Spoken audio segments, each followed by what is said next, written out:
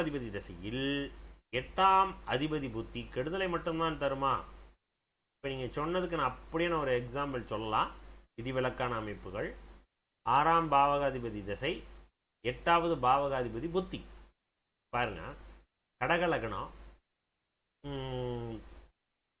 கடக லக்னம் 6வது பாவகாதிபதி தசை. இது குரு தசை. ஏன் சனி உங்களுக்கு நீச்சம் எங்கே நிற்கிது? இந்த குருவோட பார்வையில் இருக்குதுன்னு 6ஆம் பாவகாதிபதி பார்வையிலே உட்காந்துருக்குன்னு எடுத்துப்போமே. 6வது பாவகாதிபதி பார்வையில் 8வது பாவகாதிபதி. ஓகே, அப்படி உட்காந்துச்சு அப்படின்னா என்ன அர்த்தம்? இது சிறப்பாக இருக்கும். வேலையில் ப்ரொமோஷன் எழுதி தந்துடலாம். இப்போ இது பாசிட்டிவாக வேலை செய்யுது. 6வது பாவகாதிபதி ஆச்சு சார், கெடுதலை தருமே சார். அப்போ உங்களுக்கு அந்த இடத்துல பல்ஸ் பிடிக்கிறதுல கஷ்டம். 6வது பாவத்தில் நெகட்டிவ் மட்டும்தானே தரும்னு சொன்னாங்க. இப்போ எப்படி நான் பாசிட்டிவாக சொன்னேன்? உங்களுக்கு புரியணுங்கிறதுக்காக, விதிவிலக்கும் உண்டுங்கிறதுக்காக நான் இந்த பலனை சொன்னேன். எப்படி நடக்குது? இப்போ எந்த இடத்துலேருந்து நான் இந்த பலனை எடுக்கிறேன் அப்படின்னா, லக்னத்திலேருந்து வரணும்.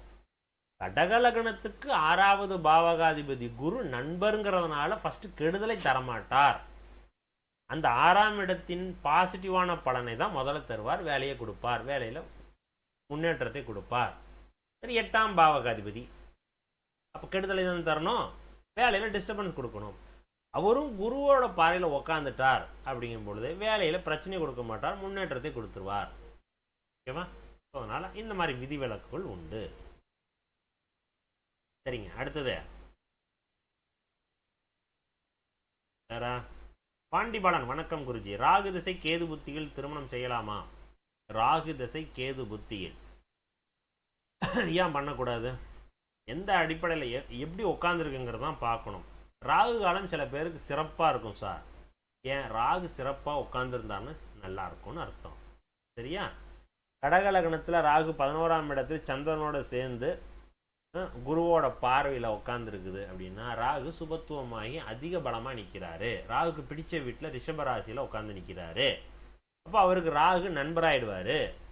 இப்போ ராகு காலம் தான் அவருக்கு நல்லா இருக்கும். லாபஸ்தானத்தில் உட்காந்துருக்கார். ராகு காலத்தில் ஒரு வேலையை ஸ்டார்ட் பண்ணுங்க, லாபத்தை கொடுக்கும். இப்போ இது உங்களுக்கு புரிஞ்சிருக்கா? ராகு திசை கேது புத்தியில் திருமணம் செய்யலாமா? நன்மை செய்யலாமா? ராகு உங்களுக்கு நண்பராக இருக்காரா? செய்யுங்க. கேதுவும் அதே போன்ற அமைப்பில் உட்காந்துருக்காரா? பண்ணுங்க. 6-8 தொடர்பு வருதா? வேண்டாம், தொடாதீங்க. ஓகே. அதே நேரத்தில் திருமணத்துக்கான காலகட்டம் தசா புத்தியெல்லாம் ஒத்து போகுது, கேது புத்தியும் வருது. ஆனால் ஏஜ் இருக்குது, இப்போ ஒன்றும் பண்ணணும்னு அவசியம் இல்லை. எஸ், ஸ்கிப் பண்ணுங்க. இல்லை சார், விட்டால் அதுக்கப்புறம் இன்னும் ஒரு 6-7-8 மாதம் தள்ளுது சார், ஏஜ் பாராயிடுது சார், அப்புறம் வரன் குறைஞ்சிடுது சார், வர்றதே இது ஒன்று தான் சார், சொல்லுங்கள், பண்ணுங்க. ஆனால் இது போன்ற விஷயங்களையும் சேர்த்து சொல்லுங்கள். அது எந்த காரகத்தை செய்ய போகுது, என்ன ஆதிபத்தியத்தை செய்ய போகுதுன்னு சேர்த்து சொல்லணும். அப்போ இதுதான் சார் அந்த காலம் தேசம் சுத்தி வர்த்தமானம். எந்த காலகட்டத்தில் எப்படி யாருக்கு எப்படி பலன் சொல்லணும். ஒரு 25 வயசில் உள்ள ஒருத்தருக்கு இப்படி மாதிரி வந்துச்சுன்னா சார் கொஞ்சம் பொறுமையாக இருங்க சார். கேது புத்தி முடிட்டு அடுத்து சுக்கர புத்தி வருதுல்ல, சூப்பராக நடக்கும் சார், கொஞ்சம் பொறுமையாக இருங்க சார் சொல்லலாம்.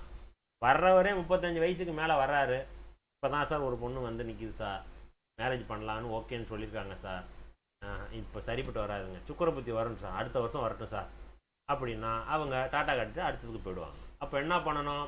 இன்றைய காலகட்டம் கேது புத்தி திருமணத்தை கொடுக்கக்கூடிய சூழ்நிலையில் இருக்கிறார், பண்ணுங்க. ஆனால் அந்த கேது புத்தி இந்த மாதிரி 6-8 சொன்ன மாதிரி தொடர்பில் இருக்கா? இந்த கேது புத்தி முடிகிற வரைக்கும் உறவு சிக்கல்கள் கொடுக்கும், கொஞ்சம் கவனமாக இருந்துங்க. ஹெல்த் ரிலேட்டடாக 6-8 தொடர்பு இருக்கிறா, கொஞ்சம் கவனமாக பார்த்துக்குங்க.